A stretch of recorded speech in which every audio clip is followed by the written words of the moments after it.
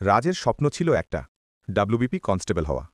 ছোটবেলায় বাবাকে বলতে শুনত, পুলিশ মানে মানুষকে রক্ষা করা। এই কথাটাই রাজের মনে গেঁথে গিয়েছিল। পরীক্ষার ৩ মাস আগে থেকেই রাজের দিন-রাত এক হয়ে গেল।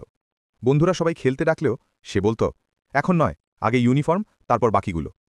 একদিকে সংসারের অভাব, অন্যদিকে নিজের ভয়। পারব তো? কিন্তু মায়ের চোখের বিশ্বাস তার সব ভয় গলিয়ে দিত। পরীক্ষার আগের রাতেও রাজ পড়ছিল। বাইরে মৃদু বৃষ্টি। মা এসে বলল, বাবা, এত চিন্তা করিস না, মন থেকে চেষ্টা কর, বাকি সব হবে। পরের দিন পরীক্ষার হলে গিয়ে রাজ প্রথমে গভীর শ্বাস নিল।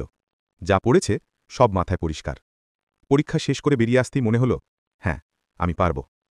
ফল প্রকাশের দিন সকাল 7টা। রাজের হাত কাঁপছিল। পেজ খুলতেই চোখ ছলছল করে উঠল। নামের পাশে লেখা কোয়ালিফাইড। মা দরজা খুলে দেখল রাজ ইউনিফর্মের মতো দাঁড়িয়ে সালাম করছে। মা, তোর স্বপ্ন সত্যি হল? মায়ের চোখে জল, মুখে একটাই কথা, আমি জানতাম তুই পারবি।